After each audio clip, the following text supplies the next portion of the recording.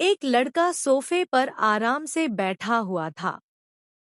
हाथ में लड़की की फोटो थी जिसे वह बहुत ही नफरत भरी नजरों से देख रहा था। उसने कहा, शायद उस फोटो से बात कर रहा हो। बस कुछ दिनों की बात है, फिर तो तुम राठौर हाउस में होगी और मेरी नजरों के सामने होगी और इतनी बदतर जिंदगी दूंगा कि तुम सोच भी नहीं पाओगी।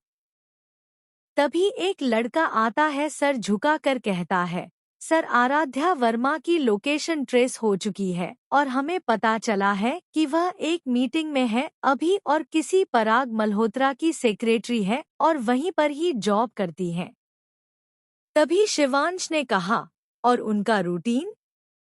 तभी उस लड़के ने कहा, रोज सुबह 5 बजे उठती है, फ्रेश होकर पूरे घर का खाना बनाती है, नाश्ता बनाती है और अपना टिफिन पैक करके 8:30 बजे तक वह दोनों बच्चों कॉमेडी करती है और अपनी दूसरी बहन और निशा की बैग पैक करती है, जो कि एक कॉलेज गोइंग गर्ल है। 8:30 बजे तक यह सारा काम कर कर वह ऑफिस के लिए निकलती है। 9:15 को वह ऑफिस पहुंचती है। सारा काम हैंडल आउट करते हैं पराग मल्होत्रा का और उसके बाद 2:30 को अपना लंच करती है। 3:15 को कैंटीन से निकलकर फ्रेश होकर वह वापस से अपना काम ज्वाइन करती हैं। 6:30 को घर पहुंचकर वापस उससे हाथ मुंह धोकर पूरे घर का खाना बनाती है। जो भी काम होता है वह करती है और रात को कभी मन होता तो खाती है, वरना नहीं खाती, वह सो जाती। तो सर यह है उसका पूरे दिन का रूटीन। शिवांश ने कहा, ओके गुड। तभी उसे रोकते हुए भी कहा, रुको, आराध्या का एड्रेस तो तुमने पता करवा ही लिया होगा। तभी उस लड़के ने कहा, जी सर पता कर लिया है। तभी उसने कहा, ठीक है, आज शाम की मीटिंग फिक्स करो, वहां रिश्ता लेकर जाना है। मॉम डैड से भी मैं बात कर लूंगा। तभी उस लड़के ने कहा, ओके, मैं सर और मैम को इन्फॉर्म कर दूंगा। तभी उसने कहा, नहीं, यह काम मैं कर लूंगा, तुम सिर्फ उनके घर पर बात भेज दो, सारी चीजें शेट डाउन कर लो। और उसकी फैमिली कैसी है वह भी देख लो। यह अयान था, जो कि शिवांश का सबसे भरोसेमंद इंसान है। शिवांश उस पर आंख बंद करके भरोसा कर सकता है और इसकी कोई भी लाई हुई खबर कभी गलत नहीं होती। इस वजह से वह उसे अच्छे से सुन रहा था। जैसे उसने आराध्या के एक एक मिनट का हिसाब दिया, उस तरीके से तो कोई भी भरोसा करता। सब कुछ बताया था उस तरीके से, तो वह अच्छे से शिवांश जानता था कि आराध्या का रूटीन कुछ ऐसा ही होने वाला है। उसे सांस लेने तक की फुर्सत नहीं है। यह बात वह अच्छी तरीके से जानता था और किस दौर से वह गुजरी है वह भी, पर कुछ गलतफहमियां हैं जो कभी नहीं मिट सकती। बस वही गलतफहमियां की वजह से आराध्या की जिंदगी बहुत ही ज्यादा बुरी बनने वाली है। आखिर कैसे, यह भी हम देखेंगे। वहीं दूसरी तरफ एक छोटे से घर में एक लड़की किचन उम्र में सबका नाश्ता बना रही थी और सारे टिफिन पैक कर रही थी। क्योंकि घर के सारे इंसान काम पर जाते थे, सिवाय 2 लोगों के, तो उन सब के टिफिन कर रही थी। खुद से कह रही थी, जल्दी जल्दी हाथ चला आराध्या, जल्दी जल्दी कर, आज तुझे लेट नहीं होना है, वरना सर डांटेंगे, तेरा तो हर रोज का हुआ और नौकरी से निकाल देंगे, वह अलग। तकरीबन 9 बजे दरवाजे की बेल बजती है। आराध्या किचन से हाथ पहुँचते हुए अपने दुपट्टे से और दरवाजा खोलती है। सामने आया न खड़ा था तभी अयान ने कहा कि रूपा मिश्रा। आराध्या ने कहा, हाँ यह रूपा मिश्रा का ही घर है, वह मेरी मामी लगती है। तभी अयान ने कहा, ठीक है आप उन्हें बुला दीजिए, मुझे उनसे कुछ जरूरी काम है। तभी आराध्या कहा, आप अंदर आइए बैठिए मैं बुलाती हूँ। रूपा को आवाज लगाई और खुद के पानी लेने चली गई। रूपा बाहर आई और देखा तो अयान बैठा था। तभी रूपा ने कहा, आप कौन? मैंने आपको तो कभी नहीं देखा। तभी अयान ने कहा, पर मैं आपको बहुत अच्छी तरीके से जानता हूँ।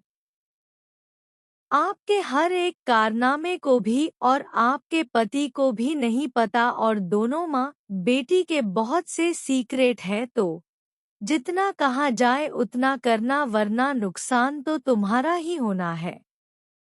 यह बात मैं तुम्हें अच्छे से बता दूं। तभी रूपा ने हल्के गुस्से में कहा, तुम होते कौन हो मुझे धमकी देने वाले और जानते क्या हो तुम मेरे बारे में? तभी आराध्या पानी लेकर आई और अयान की तरफ पानी बढ़ाया। तभी रूपा जी ने आराध्या से पूछा, आराध्या तुम इसे जानती हो? तभी आराध्या ने कहा, नहीं मैंने तो इसे पहली बार देखा है। तभी आराध्या ने कहा, ओके मामी मुझे ऑफिस जाना है, मैंने सारा काम कर दिया है, टिफिन पैक कर दिए हैं, मैं ऑफिस के लिए जा रही हूँ, लेट हो रही हूँ। तभी रूपा जी ने रोका, किसने है, जा यहाँ कोई काम नहीं है। इतना कहकर उसे छोड़ दिया और अयान तरफ देखने लगी। अयान रुखा स्वर बहुत ही अच्छी तरीके से भांप रहा था। एक डिटेक्टिव नजरों वाला था, उससे कोई भी चीजें कभी छुपती नहीं। इंसान को पहली बार देख लेता तो पहचान लेता कि आखिरकार इंसान किस टाइप का है, और वही उसकी आंखें पढ़ने की कोशिश कर रही थी। और वह समझ रहा था कि रूपा एक घमंडी और लालची औरत है, अपना ही फायदा देखती है, बाकी किसी का नहीं। आराध्या अपने ऑफिस के लिए निकल जाती है।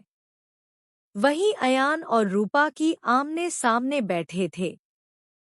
तभी अयान ने कहा, कुछ महीने पहले आपने 50,000 का लोन लिया था, जिसकी किस्तें आपने अभी तक नहीं भरी, और यह बात ना आपके पति को पता है और ना ही किसी और को। किस्तों का इंतजाम करने के लिए ही अपने घर से नौकरानी निकाल दी और आराध्या को काम पर लगा दिया, और हर बार आराध्या को दूसरों के सामने नीचा दिखाने से बाज नहीं आती। ऐसे बहुत से राज हैं, यह तो बहुत छोटे छोटे हैं, बड़े राज अगर मैं खोलो तो। तभी रूपा ने हड़बड़ाते हुए कहा, कोई सुन लेगा, तुम्हें चाहिए क्या? तभी आया ने कहा, आज शाम को मेरे सर आ रहे हैं मीटिंग के लिए, रिश्ते के लिए, आराध्या को देखने आने वाले हैं और उन्हें पसंद भी है। और रूपा ने कहा, उसमें क्या रखा है, पूरे दिन नौकरानी की तरह काम ही करती रहती है, इससे तो खूबसूरत मेरी बेटी है, उसे ही देख ले, तुम भी दिखने में अच्छे खासे हो। तभी आया ने कहा, अपनी जबान पर लगाम दो और जितना कहा गया है ना उतना करो, तुम्हें इसके पैसे मिल जाएंगे। तुम्हारे बिना पैसों के बिना तुम कुछ काम करो, ऐसा तो हो नहीं सकता। इसलिए डोंट वरी, तुम्हें तुम्हारी मुंह मांगी रकम मिल जाएगी, क्योंकि द शिवांश सिंह राठौर मिलने आ रहे हैं।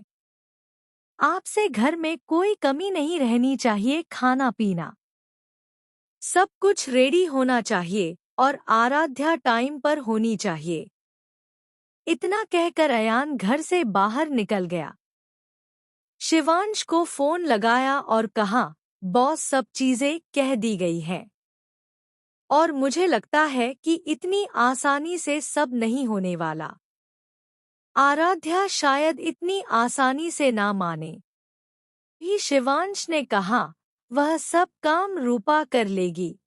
रूपा पैसों के लिए कुछ भी करेगी और उसे उसके मुंह मांगी रकम दूंगा।